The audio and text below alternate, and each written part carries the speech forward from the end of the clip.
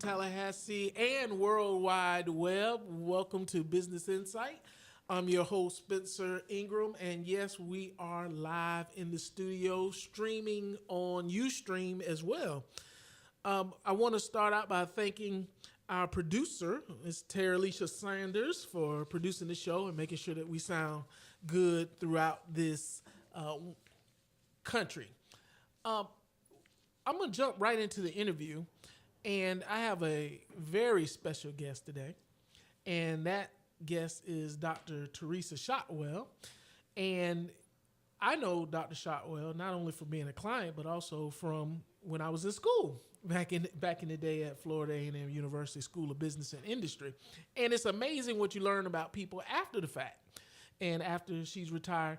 And let me just read off some of her talents: novelist, screenplay writer, playwright, song lyricist, and educator. So good afternoon, Dr. Shotwell. Good afternoon, Spencer, and thank you for inviting me. It's such a pleasure being here. Well, I'm glad to have you on Business Insight. Give us a little bit, who is Dr. Shotwell? Give us a little background. Well, I live right here in Tallahassee for the last 20-some years, a little over 20 years, and I'm a retired professor of business and education. And I was born in I was born in Fort Eustis, Virginia. Okay. In a very large family of a mobile military career sergeant and a homemaker mother. I spent most of my adolescent years in Memphis, and my former education I received in San Francisco, where I lived over a third of my life there. Okay. And how did you end up coming to Tallahassee? Well, it was a fluke. My mother told me that I needed to visit the South more. I really feared the South. Really? I really was afraid of the South. And we took a tour. I got in her old Chevy, and I flew in from San Francisco into her own old Chevy that she had parked in the driveway, and we took a tour of the entire South. One of my friends who was a professor at Howard asked me to stop at FAMU and say hello to a couple of people.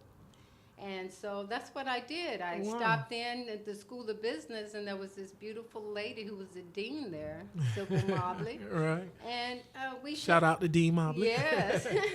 And we just hooked up right quickly. She offered me a job, and I accepted. What were you doing prior to that? I was teaching in San Francisco. Okay. But I was ready to make a move, and I wanted to be closer to my family. It was so difficult being away from my parents, and I wanted to be closer. And Is your mother still alive No, now? both Okay. my mother and father have passed on. But it was just, I thought it was just a blessing that she would ask me, and I accepted. Okay. Now, give us a little, you've here to talk about a book in particular that you've written. And before we get into the book, kind of tell us a little bit how you've been inspired. Who has inspired you in terms of writing?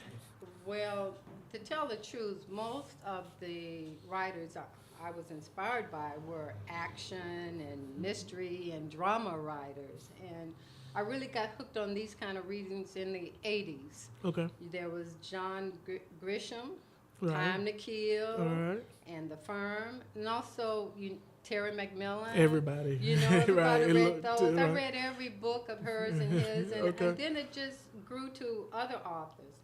Now, the very last book I read before I started writing my own novels was Another Good Loving Blues. And this is an author from Memphis, Tennessee. His name is, matter of fact, his name is Arthur Flowers. Okay. And it was a love story. So that was the last book I wrote, but I love action. I love mystery.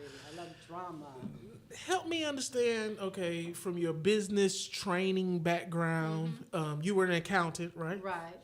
How do you make that transition into this? Because typically, as an accountant, we're not usually known for our creative side. So you have this creative art side of you. Have you always had that? All my life, Okay.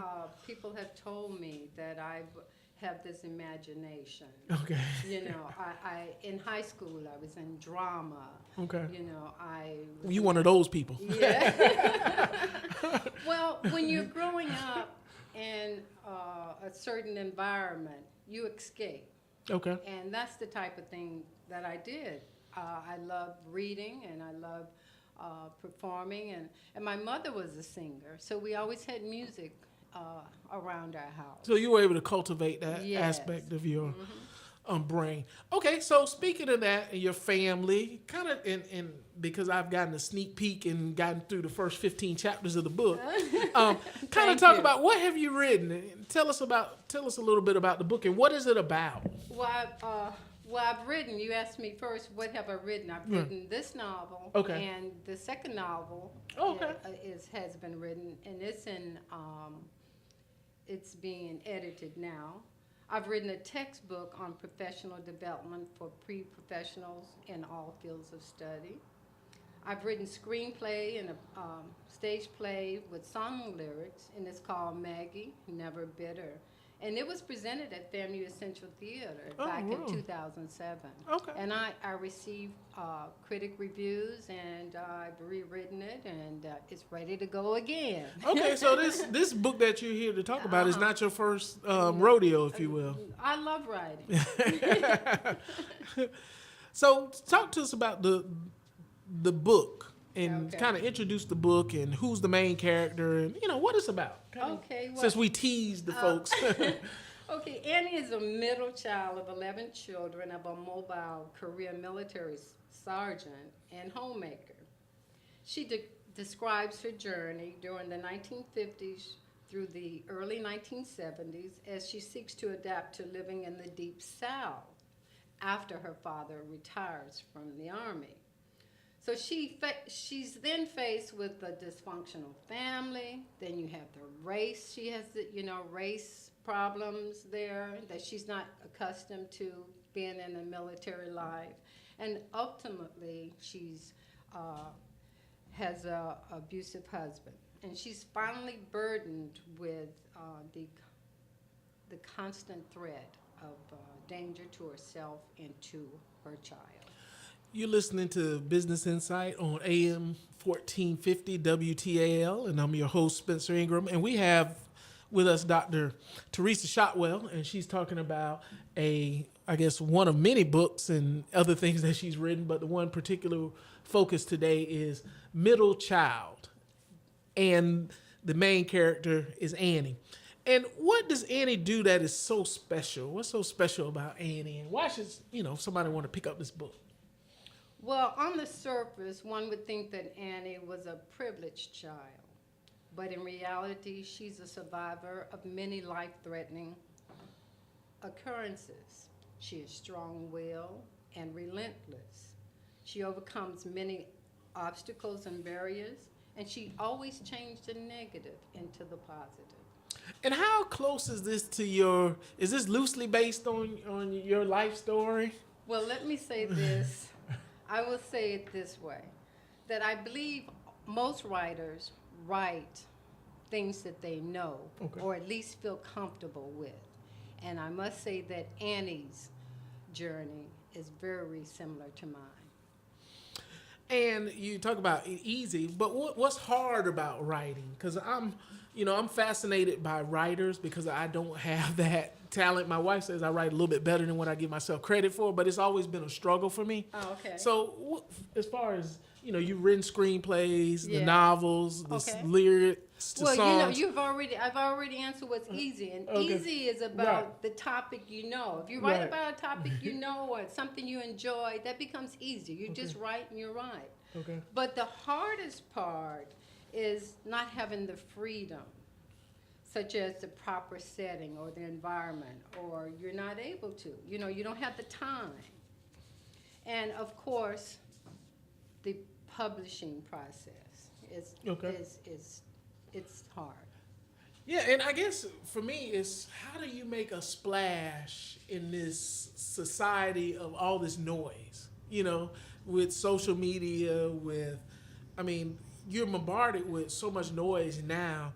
I'm always amazed when people do what you've done and they go out and they try to find their way and get people to read something that they've produced. So you've done it going through a publishing company, right? Right, Okay. I am with the publisher company. And believe me, I would have considered self-publishing if I didn't have a publisher, because I know there are people who are doing well who are Okay. self-publishing, but I'm blessed that I have one. And I admire the hard work and dedication of those authors who self-publish their work. But I'm deeply grateful for having the publisher to provide me with the support and guidance that is needed in this laborious task of publishing. And I'm sure probably more people probably could if they would if they could afford it. Now, so why do you write? Well, I've always been told that I had a creative imagination.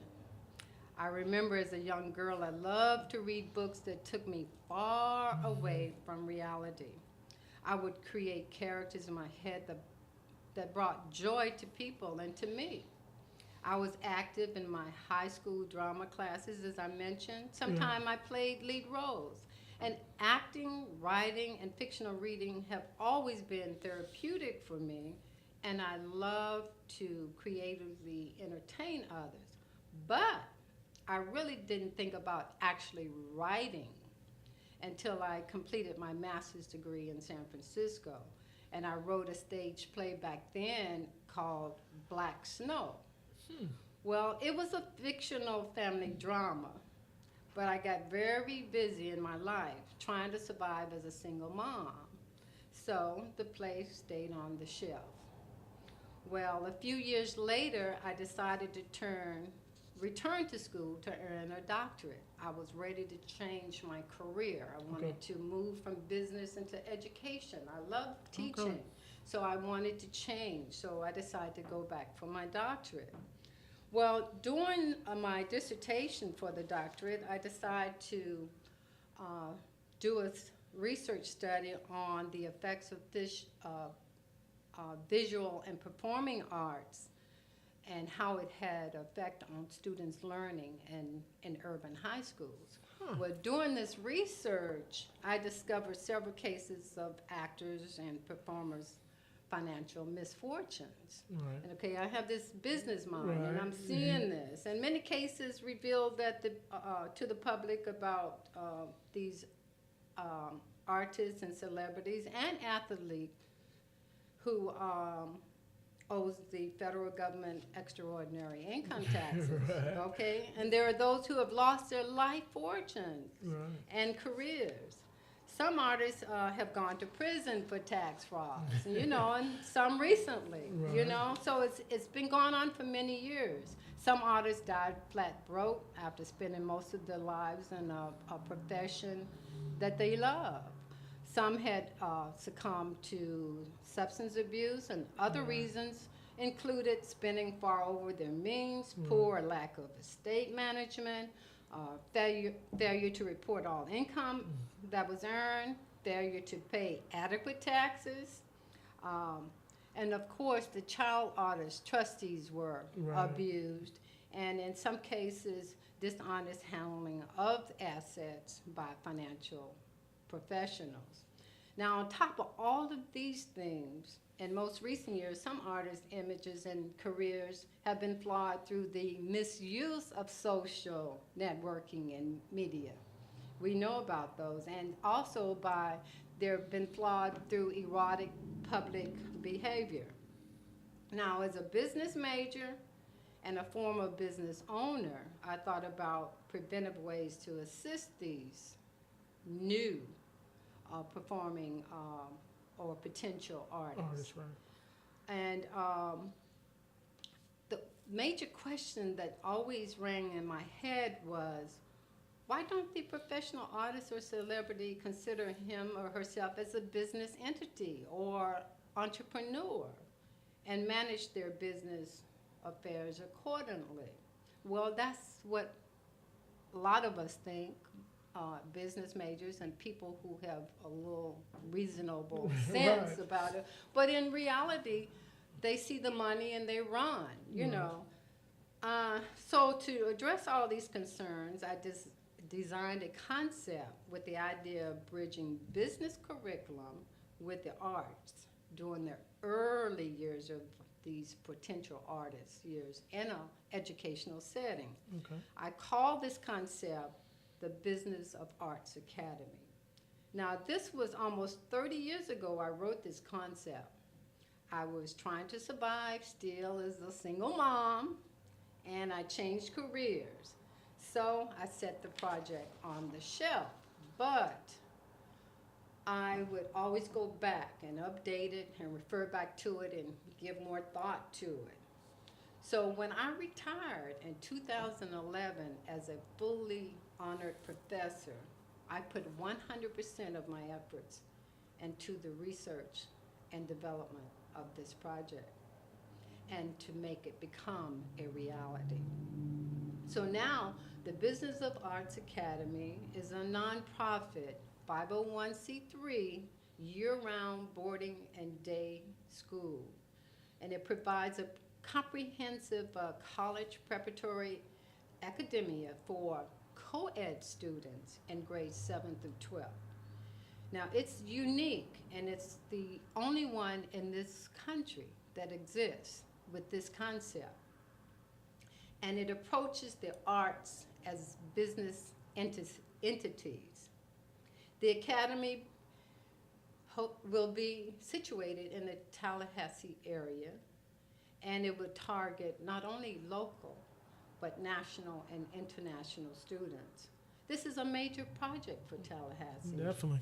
And we are seeking celebrity support and individuals who share this vision to contribute as a volunteer on the board and for financial contributions. Okay. And so if people want to contact you, how do they contact you if they're interested in financially contributing or serving on the board?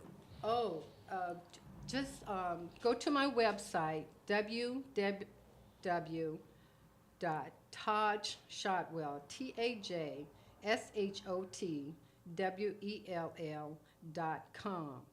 And let me tell you about my pseudonym, Taj. Okay. Taj is really my birth name, Teresa Ann James.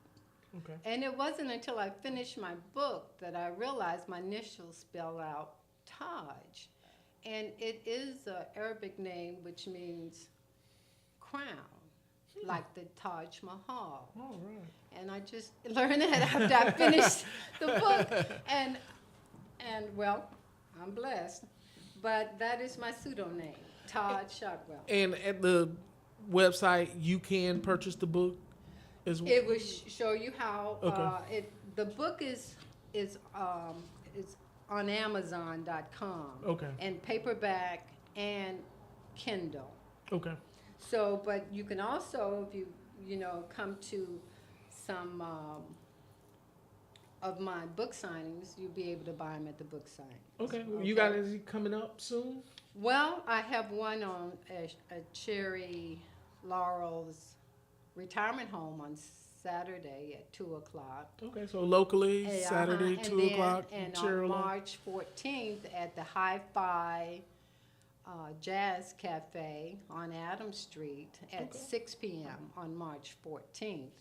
And all of these are on my web page and also on my Facebook.